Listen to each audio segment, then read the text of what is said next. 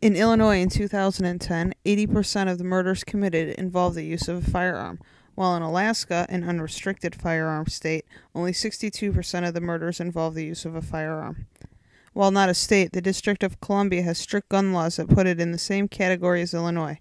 Washington, D.C. statistics are comparable to the state of Illinois with a firearm murder rate at 73%. Violent crime rates have been lower in the past decade than any time since the middle of the 1970s, but still guns are used 2.5 million times a year for self-protection. Although the rates for violent crimes are lower, there was still a violent crime every 25.3 seconds in America in 2010. When we hear about the murders and robberies, we don't often hear about the murders or robberies that are stopped because someone has a gun. Sometimes people just show a gun and the robber runs away. Mark Walters says he pulled a gun and a robber ran. Nikki Gozer says because she could not pull a gun, her husband was killed. Susanna Hupp says her parents were killed because of gun restrictions. So, Susanna, let me start with you. You and your parents went to a restaurant. What happened? Well, at that time in the state of Texas, we weren't allowed to carry, and so many of us had our guns out in our car. A madman drove his truck through the window and very methodically began executing people. He had complete control over the situation, and the short version is that he killed 23 people, including my parents. And I was very angry because I didn't have the opportunity to at least change the odds. And had you had your gun, you would have stopped him. You know, you can argue that back and forth. As your other guest said, you can what if it to death. But the one thing I don't think anybody can argue with is that it would have changed the odds. Not one of these mass shootings has occurred in a place where guns was allowed.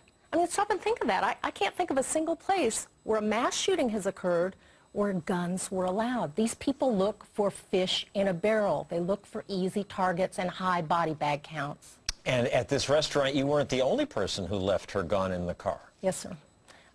There were a number of people. My manager friend, a young woman that was killed, her gun was out in her car. A man whose wife was killed. My parents had just had their 47th wedding anniversary, and when we had an opportunity to get out, my mom chose to stay with her mortally wounded husband, and so she was killed also. And Susanna, you wrote a book about this. Yes, sir. I wrote a book about that detailed the event, and it also, quite frankly, is intended to convert people who are maybe a little squishy about guns, because I'm not a hunter. I'm not into blasting Bambi. But Blasting Bambi, your book title refers to the legislature. What happened? we actually changed the law in Texas immediately before I got in, and we've made several improvements since then. Nikki, what happened in your case? My husband, Benjamin Goser, was murdered right in front of me by a man who had been stalking me. I'm a right-to-carry permit holder in Tennessee. You had a gun for your safety?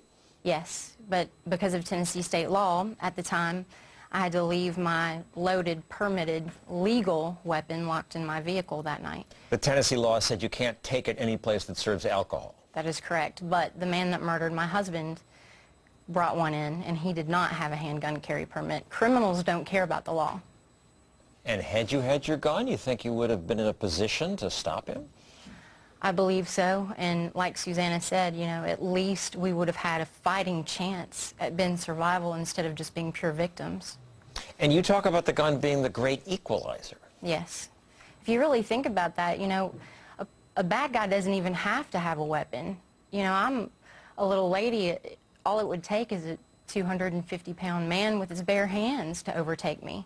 Yes, it is an equalizer. I mean, you think of men carrying guns, but you think it's more important for women. Absolutely, and especially a woman that may have a stalker. Mark, what happened to you? In 2002, my daughter was 2 weeks old. I was on my way to work, and I found myself the intended victim of a apparent carjacking attempt at about 6:30 in the morning. I had a lawfully carried Glock sidearm. I unlatched my seatbelt, drew my weapon, and stopped the attack or the impending attack against me. Just by showing the gun? Just by showing the gun. just by showing the gun. And Yes, we sir. don't know how often that happens because that doesn't get reported. No, we do, actually. There are estimates. The There are Department of estimates. Justice is at about 800,000 is the lowest I've seen. The Gary Kleck has done studies that show approximately up to 2.5 million times. So I became one of those statistics. Nationwide in 2010, there are 1,246,248 violent crimes reported, and firearms were used in 67.5% of those murders, 41.4% of those robberies, and 20.6% of those aggravated assaults. Since the police cannot possibly be everywhere at once, nor can they accurately predict nor prevent all violent crime, the need of the citizens to protect themselves from violent crime is vital.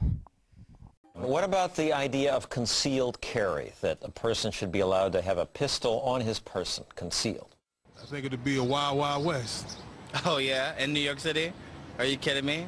There'd be a lot more aggression. There'd be a whole lot more shootings. So I believed that for years, despite having become a libertarian. It was just intuitive.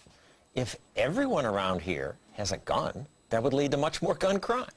But then I read a book titled More Guns, Less Crime. It's an odd title. It was sort of a head spinner for me. How can more guns lead to less crime? So please welcome the author, John Lott. So how can more guns? You have fans here. Well, We have a biased audience. it's nice to have that once in a while. But Why less crime?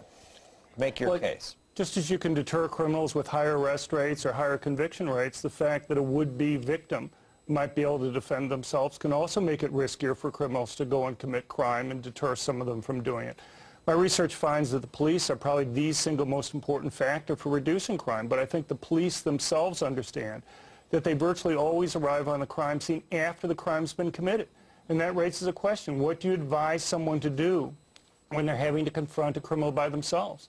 And simply telling people to behave passively actually turns out to be pretty bad advice. But people injure themselves accidentally with guns. They kill themselves with guns. They get angry and shoot someone in a heated moment. Right. Guns make it easier for bad things to happen. But they also make it easier for people to protect themselves and prevent bad things from happening. The question is, what's the net effect? I can't find a place in the world where we've had a ban on guns and you haven't seen an increase in murders afterwards. Concealed carry terrifies a lot of people, and Right. many people would be shocked to know how many states already allow it. And here is, I think, a very cool map that shows which states already have it. States that have concealed carry laws are colored yellow.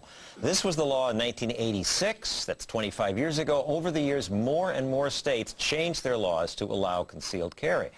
The mainstream media and my neighbors are so isolated here in New York City and Washington, D.C. Most of us have no clue that carrying a concealed weapon is already legal in most of the country. More places all the time, legal guns, yet crime does keep dropping. More guns, less crime. Dennis? When John says that the consensus of experts is that these laws have led to the crime decrease, that is absolutely wrong. That is, and what he does is he conveniently excludes from his analysis all of the public health researchers that have weighed in on this. John, and time again conveniently they have said that exclude? John's data simply does not support his conclusions and that this is a very dangerous policy. Bad data. Some people have said that. Well, academics at over 200 different universities have looked at the data that I've had given out. We've had dozens of academic studies been published in peer-reviewed journals that have looked at the research that I've done. All right, well, we have this chart from your book that shows violent crime rates after concealed carry laws passed. Here it is for murder. It's impressive.